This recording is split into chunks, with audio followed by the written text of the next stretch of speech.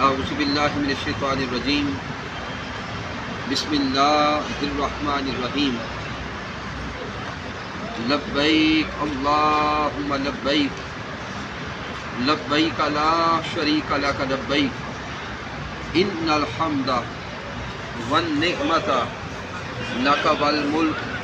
لا شریک لک لبیک۔ معزز ناظرین و سامعین، اللہ رب العزت کے فضل و کرم سے اس وقت ہم مکہ المکرمہ کی سرزمین پر مسجد عائشہ میں حاضر ہیں۔ آپ کو پیچھے نام نظر آ رہا ہوگا، جامع ام المومنین السیدہ عائشہ صدیقہ رضی اللہ تعالی عنہ۔ یہ مسجد حضرت سیدہ عائشہ صدیقہ رضی اللہ تعالی عنہ کے نام سے موسوم ہے، اور مکہ المکرمہ کی سرزمین پر رہنے والے لوگ اگر دوبارہ عمرہ شریف کرنے کی نیت کرتے ہیں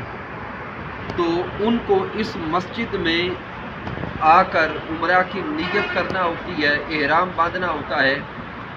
اور عمرہ کی نیت سے پھر نوافل ادا کرنا ہوتے ہیں۔ مکہ المکرمہ میں رہنے والے لوگوں کے لیے اس مقام کو آقا تاجدار کائنات صلی اللہ علیہ وآلہ وسلم نے میقات قرار دیا ہے۔ یہاں قریب وادی تنعیم ہے، جہاں پر حرم مکہ کی حدود کا اختتام ہوتا ہے،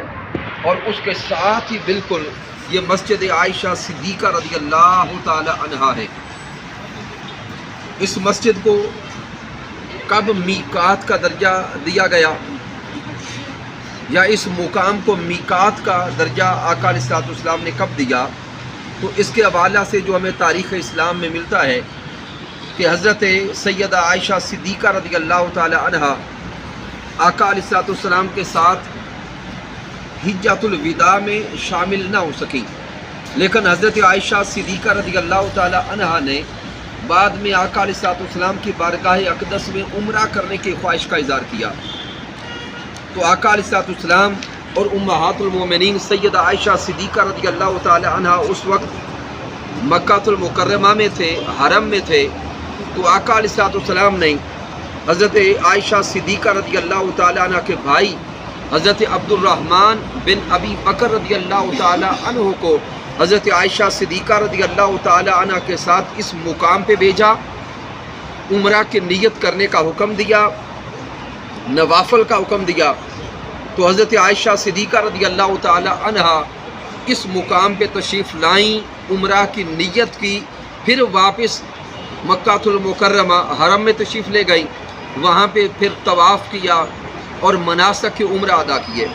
تو اسی وقت سے تاجدار کائنات صلی اللہ علیہ وآلہ وسلم کے اس حکم کے مطابق اور سیدہ عائشہ صدیقہ رضی اللہ تعالی عنہ کے اس عمل کے مطابق آج تک پھر امت مسلمہ اس مقام کو میقات مانتی ہے، اور وہ لوگ جو پہلے عمرہ کر چکے ہوتے ہیں یا مکہ المکرمہ میں رہتے ہیں یا حرم میں رہتے ہیں، جب وہ دوبارہ عمرہ کی نیت کرتے ہیں تو وہ اس مقام پہ تشریف لاتے ہیں، اس میقات پہ آتے ہیں، احرام باندھتے ہیں، عمرہ کی نیت کرتے ہیں، نوافل ادا کرتے ہیں، اور پھر واپس حرم مکہ میں جاتے ہیں اور مناسک عمرہ ادا کرتے ہیں، تو ان کا عمرہ ہوتا ہے۔ مالک کائنات کی بارگاہ اقدس میں دعا کرتے ہیں کہ اللہ رب العزت ہر مسلمان کو ان مقامات کی زیارت عطا فرمائے، اور ہمیں بڑے ادب اور احترام کے ساتھ ان مقامات پہ مناسک عمرہ اور مناسک حج ادا کرنے کی توفیق عطا فرمائے۔ واللہ اعلم بالصواب، والسلام علیکم ورحمۃ اللہ وبرکاتہ۔